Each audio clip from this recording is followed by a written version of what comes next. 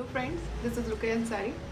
कल मैंने आपको डेवलपमेंट से रिलेटेड टॉपिक कंप्लीट करवाया था, ग्रोथ एंड डेवलपमेंट। आज मेरा टॉपिक है कल मैंने प्रिंसिपल ऑफ डेवलपमेंट कराए थे कि बच्चे का जो विकास होता है किस सिद्धांत का अनुसरण करता है, वो सारी चीज़ें मैंने उसमें एक्सप्लेन की थी। तो वो हमारे कह सकते हो ऑल टीचिंग एग्ज़ाम की दृष्टि से बहुत ज़्यादा इम्पॉर्टेंट है, बहुत ज़्यादा महत्वपूर्ण है। जिन बच्चों ने वो वीडियो ना देखी हो उसको देखें और उनको अच्छे से प्रिपेयर करें। ठीक है, चलिए आज हमारा नेक्स्ट टॉपिक स्टार्ट करते हैं। वो है हमारा स्टेजेस ऑफ डेवलपमेंट, विकास की अवस्थाएं। विकास की अवस्थाएं क्या हैं, मतलब विकास को किन किन अवस्थाओं में विभाजित किया गया है। तो विकास को अगर शैक्षिक दृष्टि से देखें तो शिक्षा की दृष्टि से हमारी कह सकते हो 4 अवस्थाएं बहुत इंपॉर्टेंट होती हैं। एक तो हमारी शिशुअवस्था, पूर्व बाल्यावस्था, उत्तर बाल्यावस्था एंड किशोरावस्था। क्योंकि जो हम एजुकेशन की दृष्टि से देखते हैं, शिक्षा की दृष्टि से देखते हैं, तो हमारी 4 जो स्टेजेस हैं मोस्ट इंपॉर्टेंट मानी जाती हैं। शिशुअवस्था, पूर्व बाल्यावस्था, उत्तर बाल्यावस्था एंड किशोरावस्था। ठीक है, अब हम मनोवैज्ञानिकों के अनुसार देखते हैं विकास की कितनी अवस्थाएं हैं। तो रॉस जो मनोवैज्ञानिक थे, इन्होंने विकास को 4 स्टेजेस में डिफाइन किया था। कितने स्टेजेस में? 4 स्टेजेस में हमने इसको डिफाइन किया है रॉस ने। पहली है शिशुअवस्था, 1 से 3 वर्ष। ये बेटा वर्ष है, 1 से 3 वर्ष की जो आयु होती है उसको हम जानते हैं शिशुअवस्था के नाम से। रॉस ने कहा है पूर्व बाल्यावस्था 3 से 6 वर्ष और उत्तर बाल्यावस्था 6 से 12 वर्ष।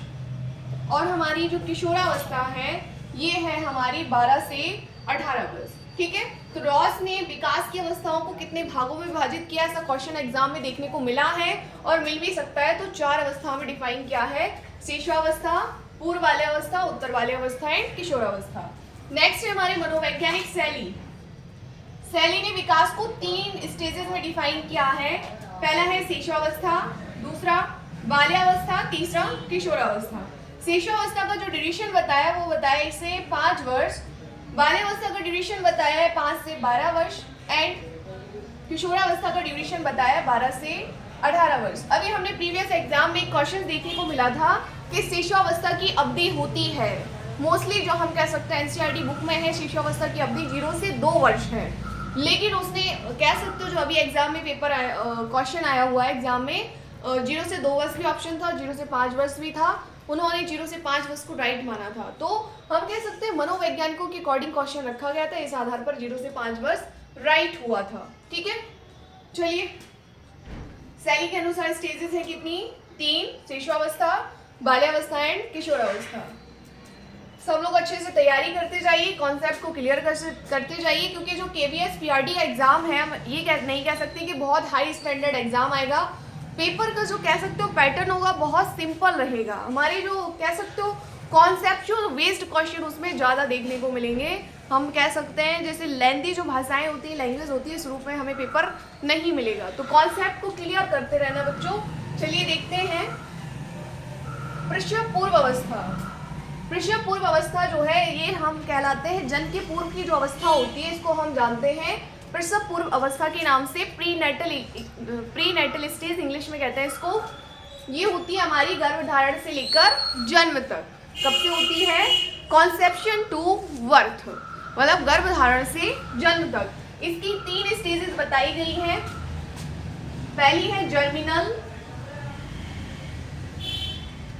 एम्ब्रॉयनिक और फेटल। इंग्लिश में बेटा याद कर लो क्योंकि हिंदी में नाम थोड़े टफ हैं। डिंबावस्था, पिंडावस्था एंड भ्रूणावस्था। तो इस तरह से इंग्लिश में याद रखेंगे तो ज्यादा बेटर होगा। Germinal, embryonic and fetal. जो जर्मिनल स्टेज होती है ये होती है हमारी गर्भधारण से हम कह सकते हैं 2 सप्ताह। ठीक है, और जो एम्ब्रॉयनिक होती है ये होती है 3 सप्ताह से 8 सप्ताह। कितनी होती है? 8 सप्ताह। जो फेटल होती है ये होती है आपकी 9 सप्ताह से 9 माह, मतलब जो हम कह सकते हो जन्म तक भी कह सकते हैं इसको, 9 माह तक भी कह सकते हैं। ठीक है, जन्म तक। तो जो हमारी जर्मिनल स्टेज है ये है गर्भधारण से 2 सप्ताह, एम्ब्रॉयनिक स्टेज है 3 सप्ताह से 8 सप्ताह। जो फेटल स्टेज है ये हमारी 9 सप्ताह से जन्म तक। पूछा जाए कि प्रसव पूर्व अवस्था को कितने भागों में डिवाइडेड किया गया है, तो 3 भागों में डिवाइडेड किया गया है।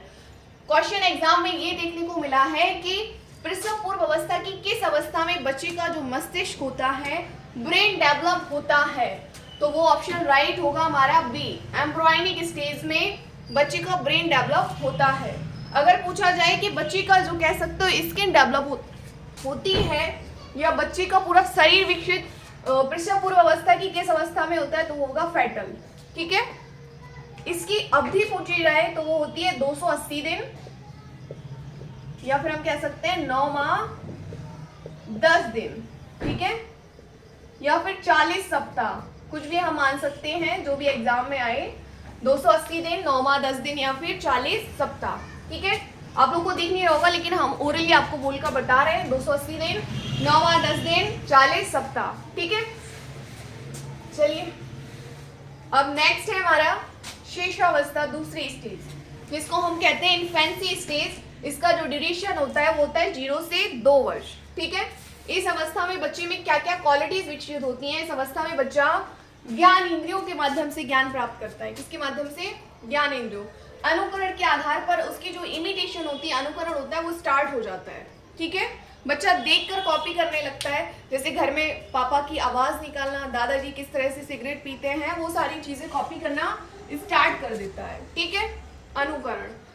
खतरे की स्टेज, डेंजरस स्टेज कहा जाता है, क्योंकि इस अवस्था में बच्चा जो है अगर गिर जाता है, या स्टेज में जो डेवलप हो रहा होता है, बच्चा वृद्धि हो रही होती है, अगर वो डैमेज हो जाए तो ये आगे आने वाली स्टेजेस पर अपना प्रभाव डालती है। नेक्स्ट है बच्चा इस अवस्था में भाषा सीखना, लैंग्वेज सीखना स्टार्ट कर देता है। सकिंग, सकिंग का मतलब है बच्चा जो है अंगूठा मुंह में रखना, चीजों को मुंह में रखना स्टार्ट करता है, कर देता है, क्या करने ही लगता है। बैबलिंग मतलब शब्दों को कह सकते हो बोलने का प्रयास करता है लेकिन पूरे शब्द नहीं बोल पाता है, बैबलिंग। ठीक, समायोजन की स्टेज कहते हैं इस अवस्था को। क्यों कहते हैं? क्योंकि एक बच्चा जन्म जो कह सकते हो माँ के गर्भ में होता है, उसका एक अलग एनवायरनमेंट होता है। जब वो जन्म लेता है तो उसको एक अलग ही एनवायरनमेंट मिलता है, वातावरण मिलता है, तो उसमें उसको एडजस्ट करना पड़ता है, तो इसीलिए इसको हम समायोजन की अवस्था कहते हैं। ठीक है, अब हम आते हैं अपनी तीसरी स्टेज, पूर्व बाल्यावस्था, मतलब अर्ली चाइल्डहुड एज। ड्यूरेशन है 2 से 6 वर्ष। मोस्ट इंपॉर्टेंट स्टेज है, कई क्वेश्चन इससे देखने को मिलेंगे। पूर्व बाल्यावस्था 2 से 6 वर्ष। इस अवस्था को हम कह सकते हो समूह की, कह सकते हो जो टोली बनाते हैं बच्चे ना, ग्रुप में रहते हैं, 4-4 लोगों की बच्चों की टोली रहती है। अगर उसमें से एक गायब होता है तो सारी टोली गायब हो जाती है। मतलब उनके ग्रुप में जो काम हो रहा होता है वो हर एक बंदे को करना पड़ता है, तो ये टोली पूर्व स्टेज कहलाते हैं। क्योंकि जो टोली बनने की आयु होती है वो होती है उत्तर बाल्यावस्था, तो ये टोली पूर्व स्टेज कहते हैं। समूह बनाना मतलब प्री गैंग एज, अभी बना नहीं है, स्टार्ट हो गई है गैंग बनने की, प्री गैंग एज। गैंग का मतलब एक समूह बनाकर रहना। अगर एक बच्चा कह सकते हो अगर उस ग्रुप से गायब हो रहा है तो पूरा समूह जो है वो गायब होगा। एक बच्चा जो काम कर रहा है, मतलब एक दूसरे का अनुसरण करते हैं ये लोग, तो pre gang. Pre school age, बच्चा स्कूल नहीं गया है बट स्कूल के लिए तैयार हो रहा है। Next plays. अच्छा, प्लेज एंड टॉयज एज में बहुत कंफ्यूजन रहता है। प्लेज एंड टॉयज एज पूर्व बाल्यावस्था को ही कहा जाता है। प्लेज की संज्ञा दी है एरिक्सन ने। टॉयज एज का मतलब होता है खिलौने से खेलना, और प्लेज का मतलब होता है अपने साथियों के साथ खेलना। ठीक है, तो दोनों ही स्टेज जो है वो पूर्व बाल्यावस्था से रिलेटेड है। टॉयलेट ट्रेनिंग बच्चा इसी अवस्था में सीखता है, मतलब माँ पर डिपेंडेंट ना होकर वो इंडिपेंडेंट बनने लगता है। भाषा विकास की सबसे संवेदनशील अवस्था इसी को कहा जाता है। ये मोस्ट इंपॉर्टेंट क्वेश्चन है कि भाषा विकास की सबसे संवेदनशील अवस्था किस अवस्था को कहा जाता है? पूर्व बाल्यावस्था को। ठीक है, नेक्स्ट संक्रमण काल, क्योंकि इस अवस्था में बच्चा बहुत जल्दी भाषा जो है वो गेन कर लेता है, संक्रमित हो जाता है। जैसे बच्चे का एनवायरनमेंट जैसा होता है ना, वो वैसे ही भाषा को बोलना स्टार्ट कर देता है, तो इसलिए इसको संक्रमण काल कहते हैं भाषा विकास का। ठीक, एनिमिज्म, जीववाद, निर्जीव वस्तुओं को सजीव मानना क्या कहलाता है? जीववाद कहलाता है, एनिमिज्म कहलाता है। ठीक है, जैसे कि वो एक बच्चा जो है उसके पास डॉल है, वो उसी के साथ खेलता है। जब मम्मा उसे खाना लेकर आती है तो वो कहता है कि भैया ये खाना जो है मम्मा इसी डॉल को भी खिलाओ तभी मैं खाना खाऊंगा। मतलब वो निर्जीव के साथ कैसा बिहेव कर रहा है, सजीव, तो उसको हम कहते हैं एनिमिस, जीववाद। बच्चा क्यूरियस होता है, क्वेश्चनिंग स्टार्ट हो जाती है उसकी, मतलब हम कह सकते हैं जिज्ञासु कि चंद्रमा रात में क्यों निकल रहा है, वो इस तरह की रोशनी क्यों देता है। तो इस तरह की जो कह सकते हो जिज्ञासुनेस उसके अंदर आ जाती है। ठीक है। ईगोसेंट्रिक होता है बच्चा, अहम केंद्रित होता है, मतलब अपना भला सोचता है। अगर आपने कह दिया कि भैया ये चीज मुझे अच्छी नहीं लग रही है लेकिन बच्चे को चॉकलेट पसंद है, तो वो ये अपेक्षा रखता है कि आपको भी जो मुझे पसंद है वो आपको भी पसंद होना चाहिए। ईगोसेंट्रिक होता है, अपने बारे में सोचता है बच्चा। ठीक। रेशनल स्टेज, बच्चा अतार्किक चिंतन करता है। रेशनल का मतलब होता है अतार्किक चिंतन करना,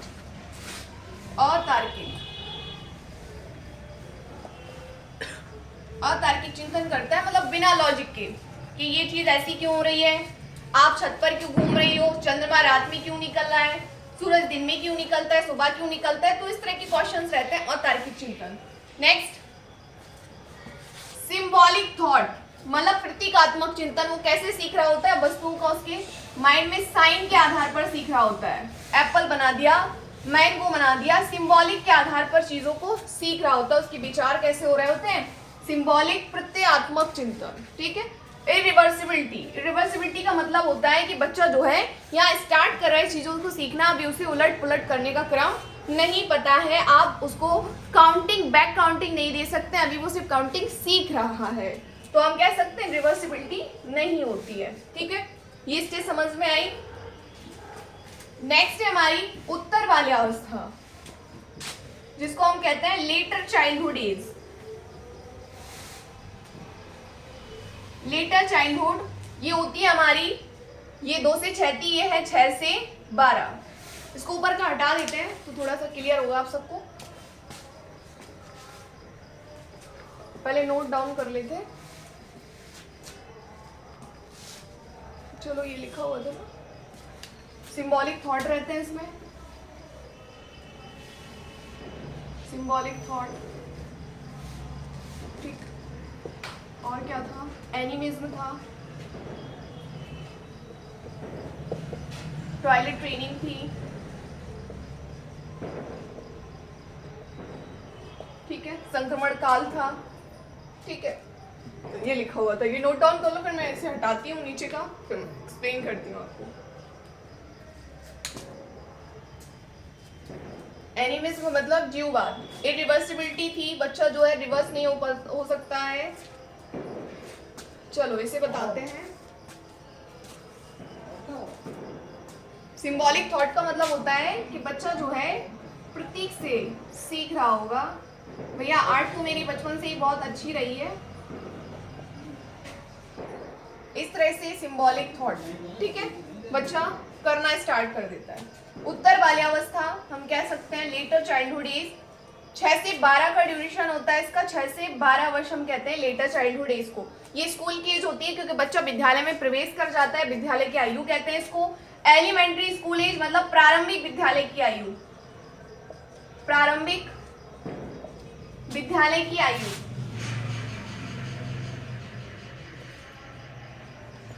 elementary school age. Gang age क्योंकि बच्चा समूह बनाने लगता है, उसका पूरा एक ग्रुप रहता है। कलेक्शन एज चीजों को संग्रह करने की क्षमता होती है, कोई भी चीज टॉयज वगैरह इकट्ठा करना, जो हम लोग के लिए व्यर्थ सामान होता है वो बच्चे इकट्ठा करने लगते हैं, जैसे खाली पेन रखना या कह सकते हैं किसी बॉक्स रखना, तो ये सारी चीजें बच्चा स्टार्ट कर देता है। मिथ्या परिपक्वता काल, सूडो मैच्योरिटी, इसको हम सूडो मैच्योरिटी की एज कहते हैं। सूडो मैच्योरिटी स्टेज मतलब मिथ्या परिपक्वता काल की संज्ञा उत्तर वाली अवस्था को किस मनोवैज्ञानिक ने दी है, रॉस ने दी है। ये क्वेश्चन एग्जाम में आ चुका है। मतलब मैच्योरिटी जो होती है वो दिखने लगती, स्टार्ट होने लगती, लेकिन ये प्योर तरह से किशोरावस्था में आती है, इसीलिए इसको झूठी परिपक्वता की संज्ञा दी है रॉस ने। नेक्स्ट है लॉजिकल थिंकिंग, बच्चा तर्क वितर्क करने लगता है, क्या चीज अच्छी है क्या चीज अच्छी नहीं है। लेटेंसी स्टेज सुसुप्त अवस्था कहा गया है क्योंकि बच्चा जो होता है उसके अंदर सेक्सुअलिटी जो होती है वो यहाँ पर शांत हो जाती है, ठीक है।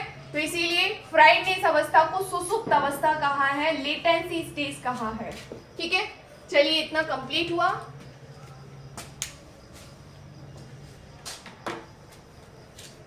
इसे आप लोग नोट डाउन कर सकते हैं, चाहे तो स्क्रीनशॉट ले लें, बट नोट बनाए तो ज्यादा बेटर होगा। आप अच्छे से समझेंगे, चीजों को एक्सप्लेन करके कॉन्सेप्ट को क्लियर कर पाएंगे।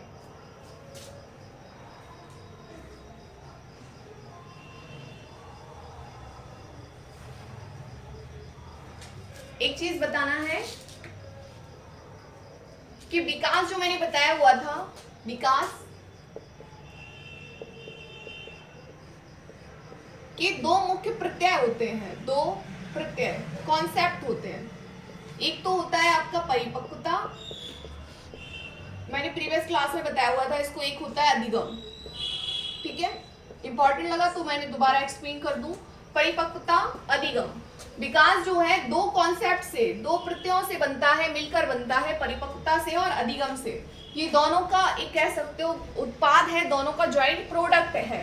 हम ऐसा भी कह सकते हैं कि विकास जो है, हम कह सकते हैं परिपक्वता और अधिगम क्या एक दूसरे के पूरक हैं। ये एक दूसरे से क्या है, संबंधित हैं। बिना मैच्योरिटी के अधिगम नहीं कर सकता। अधिगम जो है वो अधिगम नहीं, अगर मैच्योरिटी नहीं होगी तो अधिगम नहीं होगा, अधिगम होगा तो हम कह सकते हैं ये इसके बगैर नहीं, इसके बगैर नहीं। परिपक्वता अधिगम जो है वो एक दूसरे के पूरक होते हैं, एक साथ साथ चलते हैं, एक दूसरे से अंतर संबंधित होते हैं। तो development equal maturity plus learning, ठीक है। एक कॉन्सेप्ट और है, development equal heredity into environment. विकास जो है वो वंशानुक्रम और वातावरण का गुणनफल है और ज्वाइंट प्रोडक्ट है किसका, परिपक्वता और अधिगम का, ठीक है। ये एक दूसरे के बगैर नहीं चलते हैं, साथ साथ रहते हैं, एक दूसरे से अंतर संबंधित रहते हैं। ये दोनों विकास के मुख्य प्रत्यय हैं दो, ठीक है। चलिए ये चीज मुझे एक्सप्लेन करनी थी थोड़ी। अच्छा, वृद्धि जो है वो परिपक्वता का क्या है, एक हिस्सा है। वृद्धि प्लस परिपक्वता, ठीक है, इक्वल विकास, ये भी हम कह सकते हैं, ठीक है। या हम ऐसा भी कह सकते हैं कि वृद्धि और परिपक्वता जो है वो विकास का एक हिस्सा है, ठीक है। क्योंकि विकास अपने आप में एक बड़ा टॉपिक है, एक बड़ा पार्ट है, जबकि वृद्धि और परिपक्वता क्या है, ग्रोथ प्लस मैच्योरिटी है, इसके छोटा सा हिस्सा है, ठीक। चलिए एक दूसरे से अंतर संबंधित होते हैं। अब हम एक छोटा सा टॉपिक और देख लेते हैं, वृद्धि और विकास को प्रभावित करने वाले कारक क्या होते हैं, वृद्धि और विकास को प्रभावित कौन कौन करता है, ठीक है। वृद्धि व विकास को प्रभावित करने वाले कारक, ठीक है। वृद्धि व विकास को प्रभावित करने वाले कारक, पहला तो हमारा हो जाएगा संस्कृति, ठीक है। संस्कृति प्रभाव डालती है, हमारी संस्कृति, हमारी सामाजिकता हमारे बच्चे के विकास पर प्रभाव डालती है। अगर समाज दूषित है, संस्कृति जो है, हमारी परंपराएं, रीति रिवाज अगर अच्छे से नहीं हो सकते हैं, बच्चे को विकसित नहीं कर सकते, तो बच्चे का विकास, वृद्धि नहीं हो पाती। अगर हमारा सामाजिक दायरा दूषित है तो बच्चे पर ये पूरी तरह से इफेक्ट डालेगा, बच्चा भी उसी तरह विकसित होगा। दूसरा है हमारा वातावरण। अगर आसपास का वातावरण स्वच्छ नहीं है, स्वस्थ नहीं है बच्चे के लिए, तो बच्चे की वृद्धि और विकास प्रभावित होगा, ठीक है। नेक्स्ट है हमारा, हम कह सकते हैं हमारी व्यक्तिगत भिन्नताएं। व्यक्तिगत विभिन्नताएं बच्चे के वृद्धि और विकास पर प्रभाव डालती हैं। व्यक्तिगत विभिन्नताएं, ठीक है। इसको हटाते हैं, थोड़ा वहां लिखते हैं।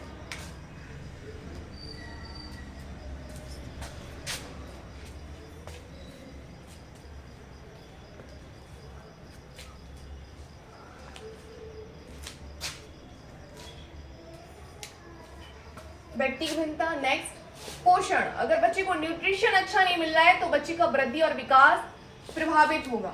नेक्स्ट है हमारी परिपक्वता, ये भी बच्चे के विकास पर बहुत ज्यादा, वृद्धि पर प्रभाव डालती है। नेक्स्ट है हमारा, हम कह सकते हैं हमारी शारीरिक विकृतियां। शारीरिक विकृतियां मतलब अगर बच्चा जो है उसके शरीर में किसी भी प्रकार का विकार है या बीमारी से ग्रसित है बच्चा, या आप कह सकते हैं उसका हाथ कटा हुआ है, तो ये बच्चे पर वृद्धि और विकास पर प्रभाव डालेंगी। नेक्स्ट हम कह सकते हैं बीमारी बच्चे पर प्रभाव डालेगी, ऑब्वियस सी बात है। आनुवांशिकता ये भी बच्चे पर प्रभाव डालती है। अगर हेरिडिटी हम कह सकते हैं जो जेनेटिक फॉर्म है अगर अच्छे से प्राप्त नहीं हुआ बच्चे में, अगर माता पिता के जो जीन्स बच्चे में आए हैं, माता पिता जिस तरह के थे तो बच्चा भी उसी तरह से विकसित होगा, तो आनुवांशिकता। ठीक है, आज का टॉपिक हमारा यही कंप्लीट होता है। मिलते हैं आपको नेक्स्ट वीडियो में। आई होप आपको वीडियो पसंद आई होगी, तो प्लीज़ लाइक शेयर। ठीक है, थैंक यू।